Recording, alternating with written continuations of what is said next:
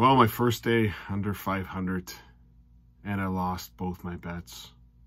I'm a little grumpy, but here's my predictions for day 12.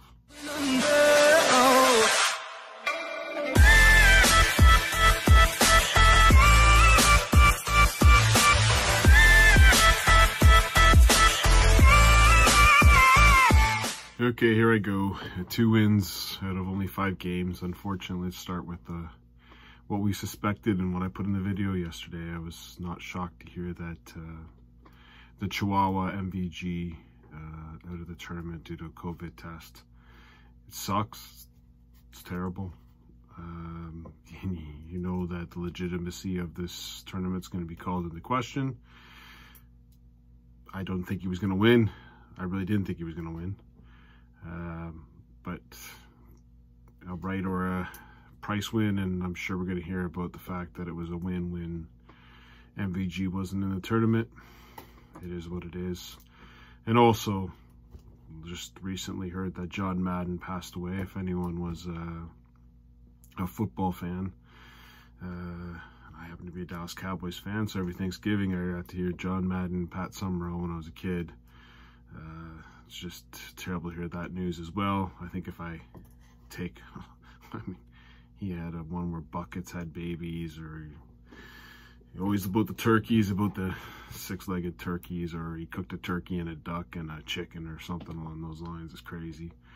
But the line that, you know, was crazy, actually. I was just talking with my dad during the holidays about a John Madden line, and I still remember it. It actually knocked me out of my chair. I was laughing so damn hard. He said there were 2 types of food groups. There were your floaters and your sinkers. And linemen don't eat a lot of floaters. They eat a lot of sinkers. Yeah, I think he called sushi a floater and chili a sinker. Obviously, I'm going to be watching probably a lot of John Madden clips over the next little bit. Certainly was a fantastic color commentator. But let's get into games today. And I'll admit, I'm grumpy. I am very grumpy. You're going to hear me go off on a couple players here. Just what it is. So let's get into the games. First game up, Mervyn King, Steve Lennon. Steve Lennon couldn't hit a double. Not shocked. But I mean, it was just really, really bad. Mervyn King's consistent, but he didn't hit doubles either. But I called the Mervyn King win. I think Mervyn King's got a clear route to the quarterfinal and possibly the semifinal now. So Mervyn King won that game. Good start to my day, good start to my bet.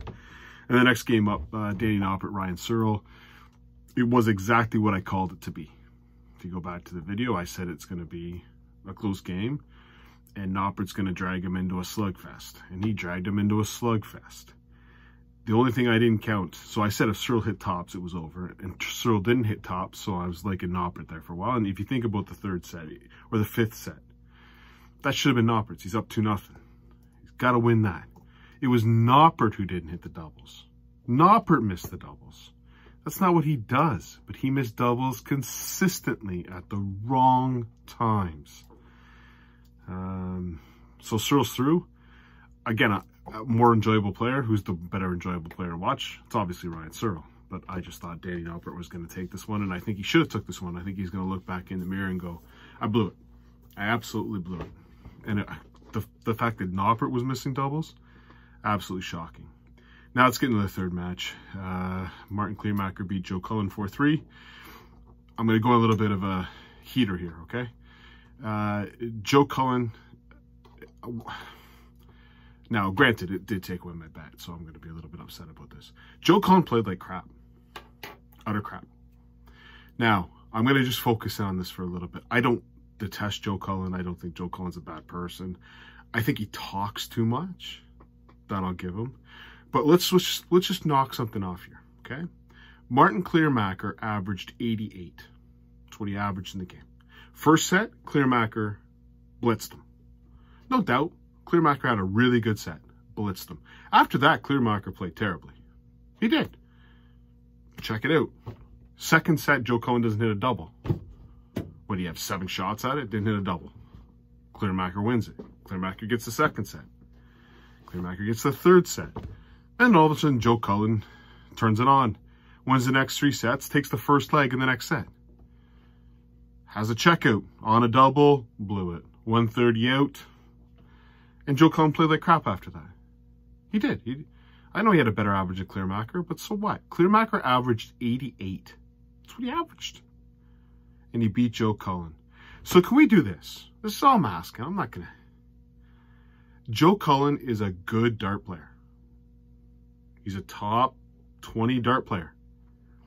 If I ever hear anyone, because there's a couple people, there are a couple commentators, they go on, they do these kind of YouTube crap, and they talk about, oh, Joe Cullen checks all the boxes for the Premier League. He checks them all. Here's a box he checks. He's a choker. The man cannot win anything in the World Championship. He's a choker. That's what he checks. What's that box? Can I sign on that box? Choker. Loses to Martin Clearmacher, who averaged 88. Yeah, check it off. Beautiful check. Oh, what did the other guys that played? Oh, what did Kim Hybrechts average? Oh, more than 88? Well, but Price didn't lose to him. What did Damon Hedda average? 94? Did Peter Wright lose to him? 94? No. Joe Cullen, 88. Is that a checkbox? Can I check that box off? If anyone discusses Joe Cullen in a Premier League, including Joe Cullen, tell them to shut the f up. Joe, you're a mediocre player. You will always be a mediocre player. You had the easiest route to a semifinal. You couldn't have drawn it any easier. And you lost to a guy with an 88 average. Check that effing box for the Premier League. Check it off. You're a joke. You're not a joke. That's bad. Any discussion with you, including the Premier League, is a joke. Anyone who says your name in the Premier League is a moron. There's one of my heaters. And let's get into the afternoon session. First of all, great game. Gurney and Cross. Fantastic game. Absolutely fantastic game. Now, I did pick Gurney to win. They both played excellent. This was excellent darts. What Rob Cross did in this is scary. This is scary for anyone. Gurney played fantastic, but Cross at the right times. I know there's another guy who talks about doing the right things at the right time. Second set. Gurney's got a big lead. Cross is at 288. If you're Gurney, you're thinking I'm at, what was it, 204 or something, and he was breaking. You got to think you got 9 darts. Guy's going to take out 288 and 6 darts? No, you're thinking 9 darts. Sets it up, 180, 108 checkout. You just tip your hat and you go, there you go. And Gurney fought back. This is what I love about Gurney. I love the way that Gurney's playing. I am shocked. He should be in the top 60. This Gurney against Cullen. Compare Gurney against Cullen there. You take Gurney, and you put him up against Cullen. And who do you want? Who do you want in the Premier League? Who's the better player? Who's won tournaments? Oh, you've won TV tournaments there, Daryl? Oh, Joe, how many you won? I won a floor tournament. Oh, I did win a European. Oh, that's great. Hey, Daryl, what did you win? Oh, World Grand Prix Players Championship. If you're going to pick someone for the Premier League, pick the right guy. It's called Daryl Gurney. He played fantastic. And then it'd be... He's down 2-0. Nice. He's got it at 121. He's thinking, okay, at least I'll have a shot at 121 to win it. And Cross takes out a 170. What do? You just bow down and you go. What a great game of darts, though. Cross and Gurney. That was the best game. And this is crazy. The Borland, Bradley Brooks was the best game. Then you had the Price Hybrechts. In terms of quality, in terms of how it was played, in terms of, Cross was giving her a little bit. That's the way the game's supposed to be played. 4-3, fantastic game. Kudos to Cross and to Gurney. We go to the last game. Gonna get a little bit of a rant on this one. You've got Peter Wright against Damon Hedda. Now, I've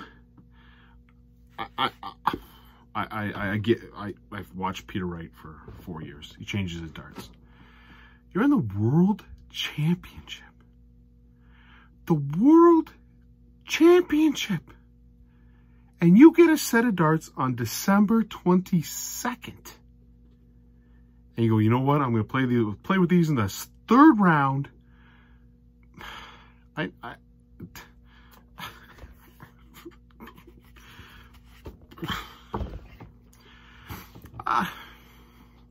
You know what? You want to play with those darts in the Masters or the Players' Championship in one of those floor tournaments? Have at it.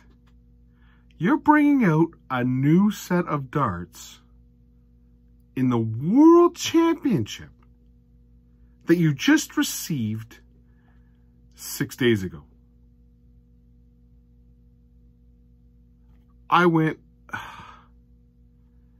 Now, I happen to like the way that Peter Wright throws, but when I saw those darts, I go, he's done. He is cooked ham. Get on, bet for Hedda. I've done that before. I've seen what he's playing and bet.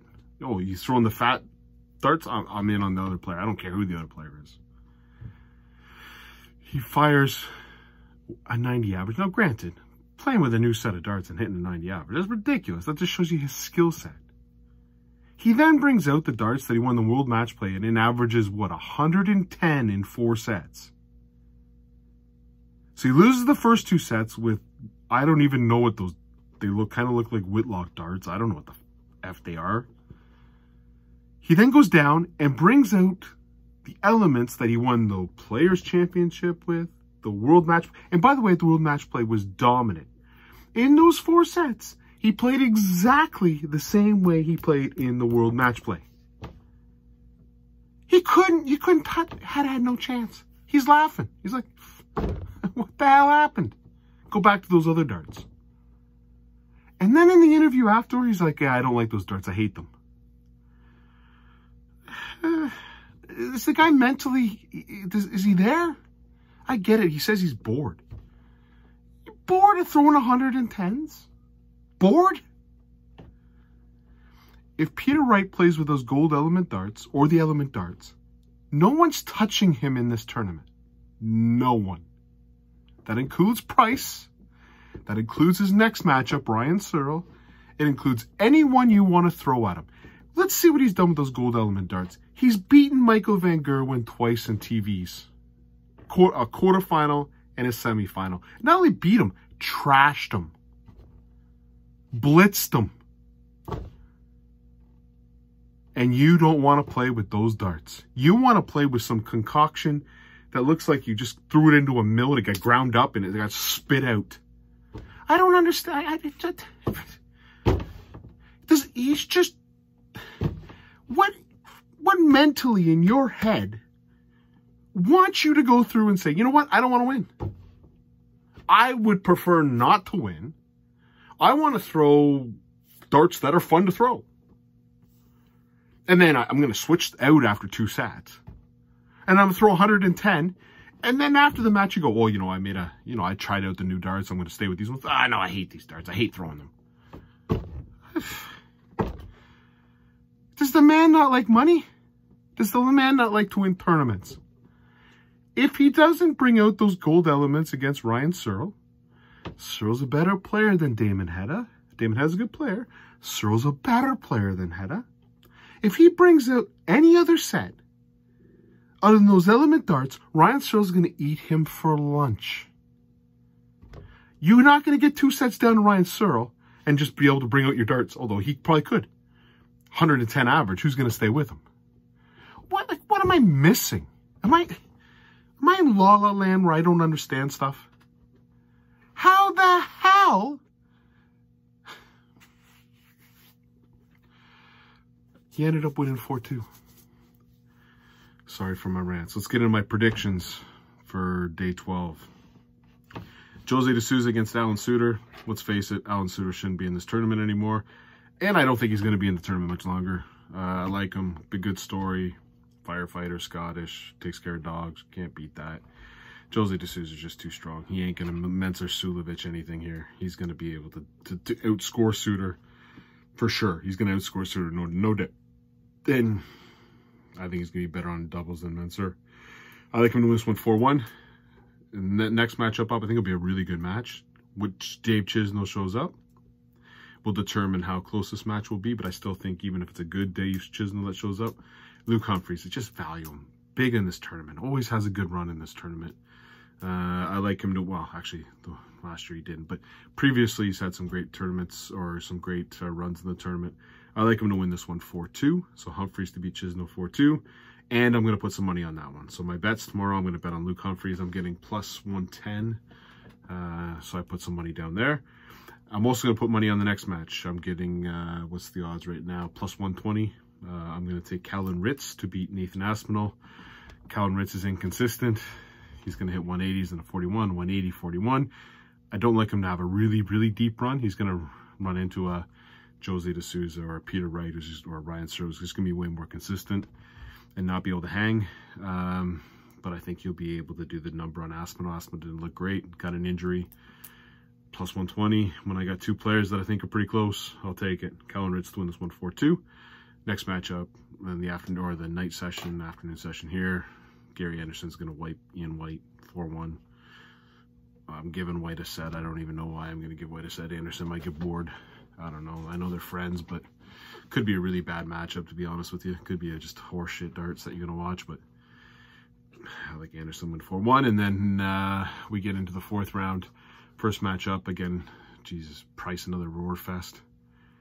Although Dirk Van Dijven is not more of a roar fest. He's just an eccentric player.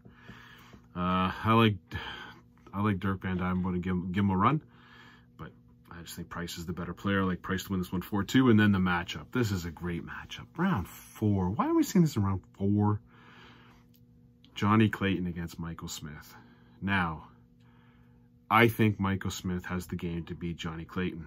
Johnny Clayton's been the most consistent and best player so far in this tournament. There is no doubt. But Johnny is prone to getting into these missing doubles, which Michael Smith is too. Johnny Clayton is ton 140s. He's going to bury you with 140s. He's very much like Peter Wright. You take a look at the 140s hit, it's Peter Wright and Johnny Clayton who hit the most. 140s are devastating. They just keep hitting them and hitting them and hitting them. When Johnny Clayton goes to the 16s, you pretty much guarantee it. When he goes to the 20s, Johnny Clayton and Peter Wright are very similar players. You go through their stats, they're very similar. They just beat you with the 140s. They outscore you. Smith can outscore him. I just think at some point Smith's going to blow something. He's just going to make that mistake and Clayton will take out something crazy and that'll be enough. Now I'm hoping that this goes all 7 sets. It goes down to a shootout. But at the end of the day, I just, for some reason, I think Michael Smith can beat him. I really, really do. I want to lay the money. It's plus 150. I do.